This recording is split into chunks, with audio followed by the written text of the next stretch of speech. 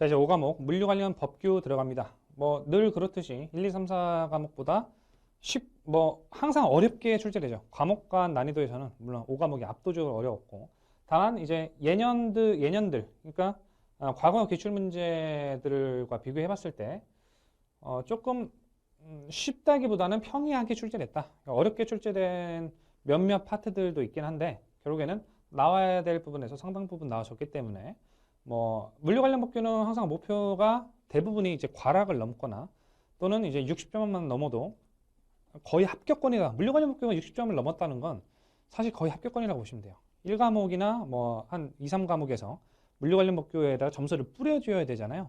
근데 이제 물류 관련 법규 독자적으로 60점을 넘었다고 한다면 이미 그 사람은 물류관에서 합격 확률이 8, 90은 넘어간다라고 보시면 되겠죠. 그래서 근데 뭐 맞춰야 될 부분만 다 맞췄어도 60점은 충분히 나왔을 것 같다라고 출제 평을 좀 드립니다. 자, 들어갑니다. 자, 물류정책 기본법부터 등장을 하죠. 자, 물류활동을 영위하는 것을 업으로 하는 물류사업으로 명시되지 않은 것은. 자, 기본적으로 이제 법제 2조 1항에 물류사업의 정의가 나와 있고 각각 이제 화물운송업, 물류시설 운영업, 물류서비스업, 종합물류서비스업 이렇게 해서 가나다라 등장을 하고 있죠. 이 문제에서는 각 2, 3, 4번은 다 맞아요. 2, 3, 4, 5는 맞고 1번 같은 경우에는 물류서비스업 같은 경우에는 화물운송의 주선, 물류장비 임대, 물류정보의 처리 또는 컨설팅 등의 업무를 하는 물류서비스업이지 폐기물을 처리하는 물류서비스업은 이 법에 없습니다. 정답 1번이에요. 자, 2번. 자, 물류 현황 조사에 관한 설명을 옳지 않은 것은?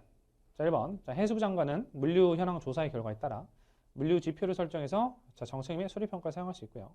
자, 2번. 항상 지역자가 붙으면 어떤 조사에 지역자가 붙으면 누가 해요? 국토부 장관이 하는 게 아니라 시도지사가 하는 거겠죠. 자, 주체 계속해서 체크하는 연습 필요하죠. 2번 맞고요. 자, 3번. 자, 시도지사는 물류기업 등에게 지역 물류 현황 조사, 지역이니까 국토부 장관이 등장한 게 아니라 시도지사가 등장한 거 맞죠. 요청하는 경우, 자, 조례, 시의 어떤 조례로 정하는 바에 따라 조사 지침을 작성, 통보할 수 없고, 뭐뭐 할 수 없고, 이런 문제는 거의 없어요. 우리 물류사 시험에 어떤 주체가 뭐뭐 할 수 없다, 이런 것들은 거의 없어요. 그게 국토부 장관, 시도지사, 이런 주체가 뭐뭐는 불가능하고, 뭐뭐는 할 수 없고, 이런 선지는 거의 90% 틀렸다고 보시면 돼요. 3번 틀렸죠. 시도지사는 조사 지침 작성하여 통보할 수 있죠. 왜 없어? 자, 그래서 뭐 일방적으로 국토부 장관 거 따라가야 된다. 이렇게 표현해서 틀렸습니다.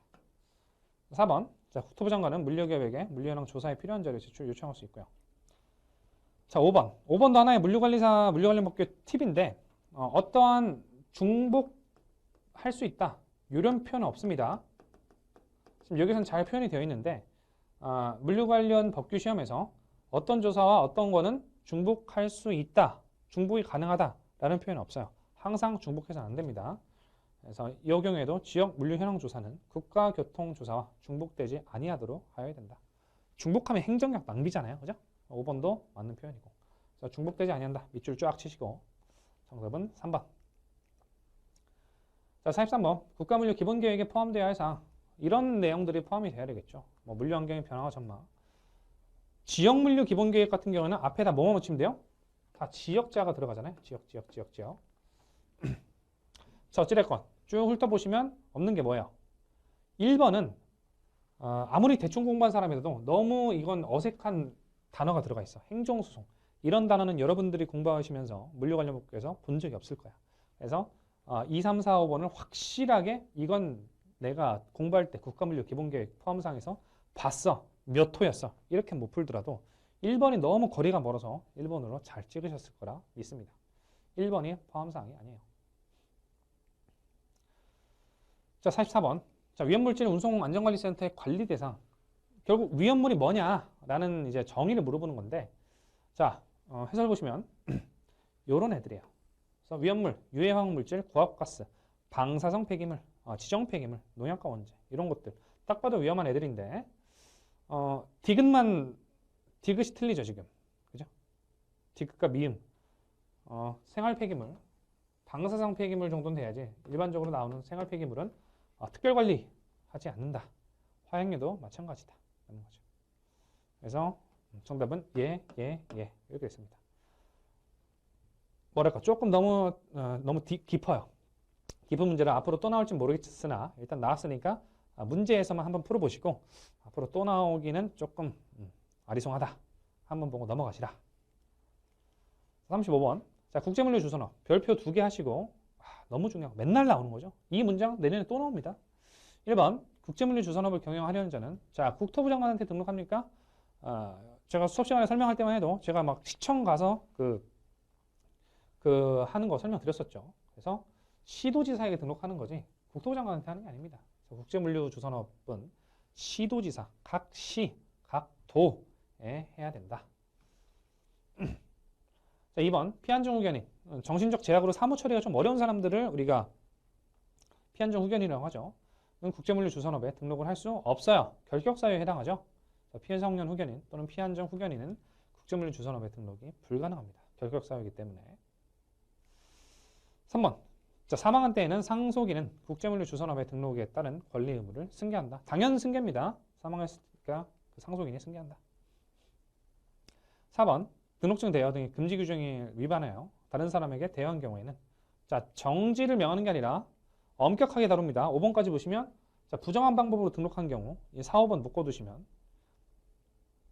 지금 보시면 원래 기본적으로 어떤 사유에 해당하면 사업 전부 또는 일부 정지인데 1호, 5호 같은 경우에는 무조건 등록 취소죠. 1호, 5호만 지금 가져왔죠. 1호, 5호 보시면 거짓 부정은 그냥 다 무조건 취소하여야 한다요. 애초에 이런 어떤 권리를 받았으면 안 되는 등록했으면 안 되는 존재 자체가 받은 거잖아요.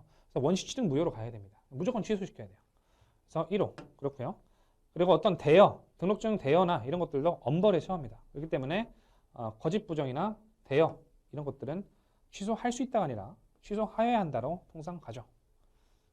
그래서 정지나 정지 이렇게 약하게 처벌 안 합니다. 무조건 취소로 가요. 4, 5번 틀렸죠. 정답은 3번. 자, 46번. 자, 물류신고센터에 관한 설명으로 오는 것은 자, 1번. 자, 물류신고센터는 신고 내용이 명백히 거짓인 경우 접수된 신고를 종결할 수 있으며 여기까지 맞죠? 이 경우 종결 사유를 신고자에게 통보할 필요가 없는 게 아니라 종결할 수 있고 통보도 해야 돼요. 우리 뭐 기타 이제 행정 법률에 있어서 통보를 하지 않아도 된다. 통보할 필요가 없다로 끝나는 문장은 없습니다. 항상 서면으로 통보해야 된다. 이게 기본값이야. 거기에서 기본값에서 배제되는 것들만 외우면 돼요. 항상 기본은 뭐다? 무조건 서면으로 통보해줘야 돼요. 되겠죠? 그래서 뭐 통보할 필요가 없다. 문장 자체가 이거는 앞에가 뭐든지 간에 그냥 일단 틀렸구나. 이 선지는 주는 선지구나 라고 우리 물류 관련 법규 풀 때 생각하시면 됩니다. 자, 2번 물류신고센터의 장은 산자부 장관이 지명하는 사람이 된다. 자, 국토부, 해수부의 물류정책을 총괄하는 부서장으로서 국토부 장관 또는 해수부 장관이 지명하는 사람이 된다. 일단 물류정책 기본법령상에 산자부 장관이 나오는 것 자체가 이건 무조건 틀렸구나라고 보시면 됩니다. 유통산업발전법이면 몰라도 되겠죠? 각 법에는 각 법의 짱이 있잖아요. 그죠? 물류정책 기본법에는 다 누가 한다? 국토부 장관이 한다. 3번 화물 운송의 단가를 인하하기 위한 고의적 재입 차량 행위로 발생한 분쟁에 대해서는 물류신고센터에 신고할 수 있죠. 신고 대상입니다. 이것도. 그죠? 자, 4번 물류신고센터는 신고 내용이 이미 수사나 감사 중에 있다는 이유로 접수된 신고를 종결할 수 있습니다. 중복 신고가 되잖아요. 그러니까 당연히 신고 종결해야죠. 행정력 낭비를 막기 위해서. 자, 5번 물류신고센터가 조정을 권고하는 경우에는 기타 신고 주요 내용 등에 관한 사항을 명시하여 서면으로 통지해야 되는 거죠. 5번은 틀린 게 없어서 5번이 정답이죠. 자, 47번 환경친화적 물류의 촉진에 대한 설명으로 옳지 않은 것은 자, 얘는 답만 볼까요? 그 녹색물류협의기구의 위원장은 국토부 장관이 임명한다. 사실 좀 굉장히 뭐랄까 좀 치사한 문제죠. 위원회의 어떤 위원 수나 아니면 위원장이 누가 되는지 이것까지 공부를 하는 거는 조금 그렇다고 보는데 어찌겠어요. 일단 출제가 되는데 그죠? 자, 범녹색물류협의기구는 위원장을 포함한 일단 뭐 위원 수까지 얘는 좀 외워둡시다. 15명 이상 30명 이하의 위원으로 구성하는데 녹색물류협의기구의 위원장은 임명당하는 게 아니라 위원 중에서 호선하는 거죠. 그래서 5번이 틀렸습니다. 임명제가 아닙니다. 나머지 선지도 한번 읽어보시고 자, 물류관리협회 얘도 은근히 잘 나온 애들이죠.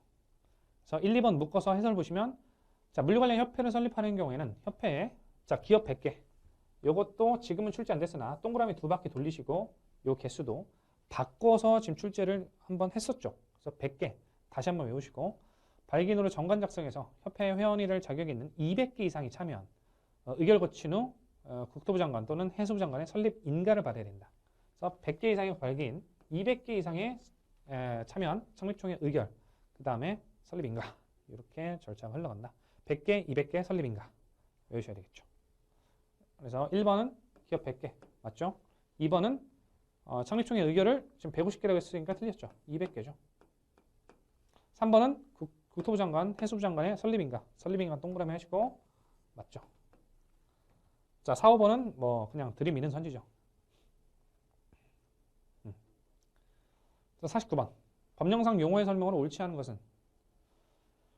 자, 1번. 자, 철도사업법에 따른 철도사업자가 그 사업에 사용하는 화물 운송, 하역 및 보관시설은 일반 물류단지 안에 설치하더라도 자, 물류단지 시설에 해당하지 않는다. 해설 보시면 자, 법제 2조 일반 물류단지 시설의 정의를 보시면 다음 강목의 시설을 말한다. 그리고 자목에 물류 기능을 가진 시설로서 대통령령에 정하는 시설은 일반 물류단지 시설에 해당하는 건데 그래서 이걸 대통령령을 한번 가져가 보시면은 5호에 시행령 2조 5호에 철도사업자가 그 사업에 사용하는 화물 운송, 하역 및 보관시설 이것도 전부 다 일반 물류단지 시설로 봐준다라고 해석을 할 수 있겠죠.